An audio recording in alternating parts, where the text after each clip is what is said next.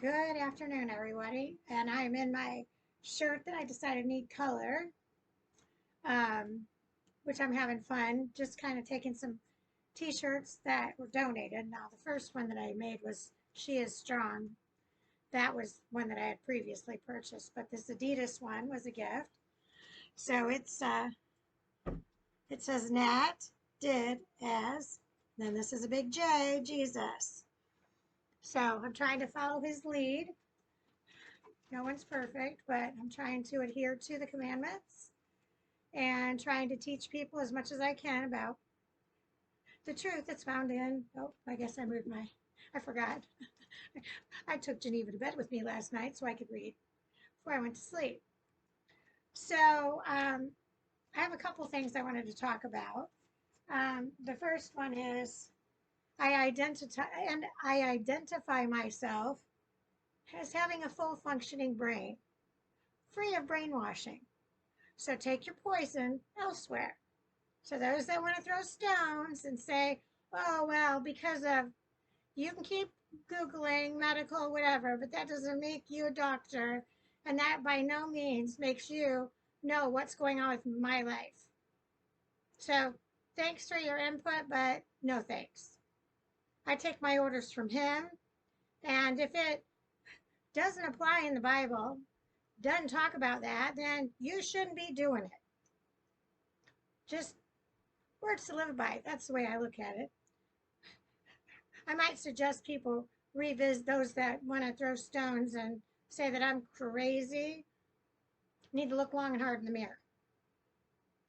Um, so I don't know if you guys have seen this correlation between Michael Jackson before and after, but boy, did it say my friend that posted it, Pam McGinley. Hope I pronounced that right, Pam. He was very handsome, is what she wrote.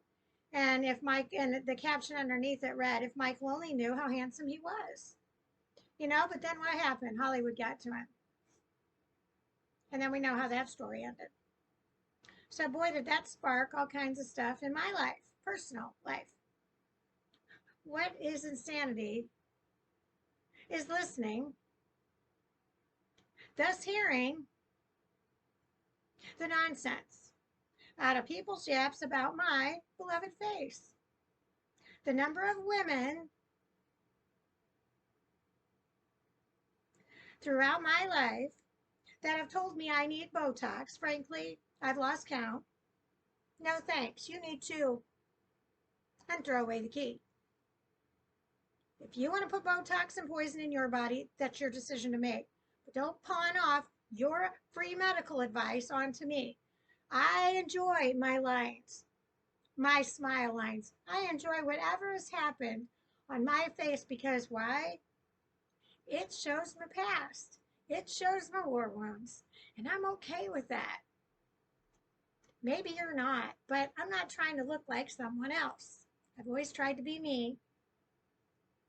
Just may have put eye makeup on to enhance my eyes in a photograph because I was in the modeling industry as an instructor. And I've been in a commercial and I've been in print work years ago.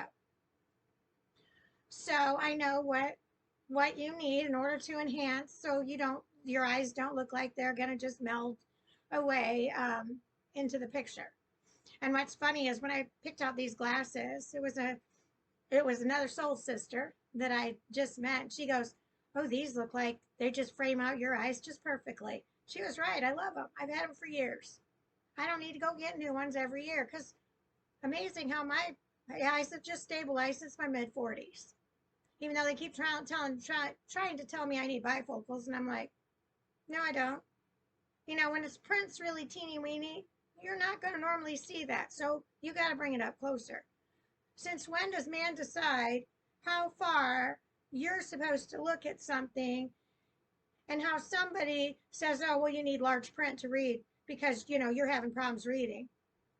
No, I prefer to read. I've always read my books this way ever since I was a little girl. I don't have any problems reading close up. It's far away that I have the problem. But thanks for your input on that too. So I don't need free advice. nor do I need poison injected into my beloved face. I just don't. No, I'm going to say no. I'll take a long, hard pass on that. So have you watched Batman? You know, where they put poison in the cosmetics to make you look younger? And when you stop using them, your face is disfigured? Have you read those labels you are using? You really digesting what you are doing to your face and body with said poisons? I embrace my lines in my face. Like I said before, from the years of looking at my birth mother and others like, what the heck? Seriously? My laugh lines from all the times I laughed in life is a gift. Makeup, for me, is like wearing a mask. Never forget wearing that in high school. I was like, I felt like I had this plastic face on. I was like, man, I hate that. And I always had acne. Why? Because my face was suffocating from the poisons on it. And it never matched my skin tone.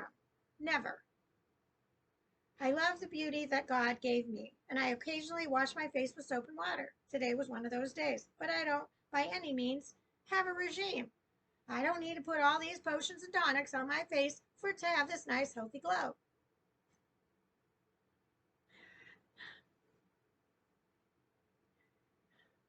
I just don't need the poisons to exude the beauty that God gifted me with, nor does anyone else for that matter. Hardened hearts can be healed once you stop looking down and look up. Lord, you keep waking me up and I will keep spreading thy truths. Although I enjoyed fake nails, since mine never grew like some women's, I mean, mine always would be wavy or they'd start growing down. They just never look good. And in the professional industry, I liked having nails. I just felt that it made me look professional. How stupid is that? You can look just as professional with no nails as you do with nails. They're called fake for a reason. They don't belong on your body. So, like I said, although I enjoyed them, I'm so glad that I broke those chains of having to go get them every other week. I kind of rid myself of all the extra pampering.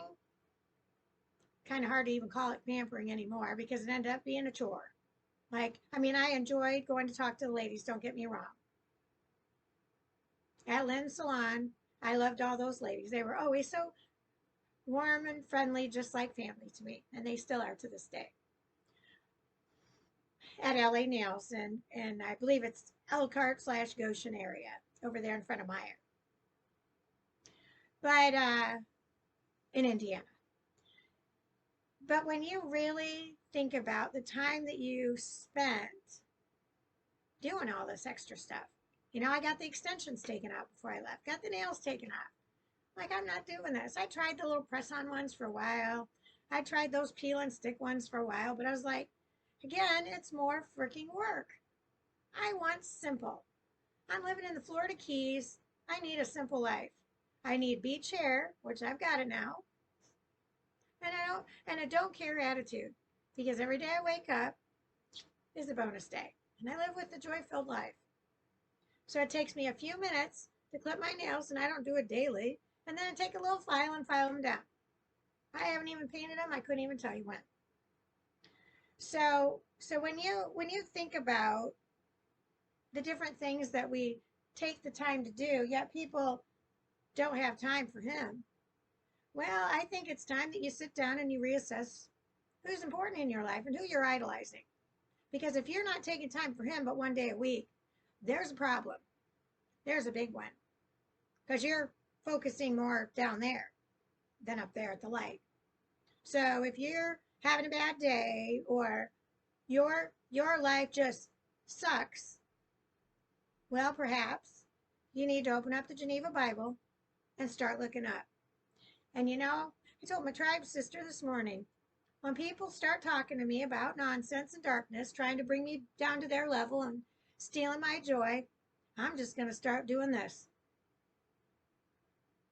And not looking at them. Then when they ask why, I'm going to say, well, really? If your life is that miserable, maybe you need to start looking up too. Because when I look up, all I see is light. There is a light at the end of the tunnel if you take the time to look up. Jesus loves you, and so do I. Love to all bunches and bunches.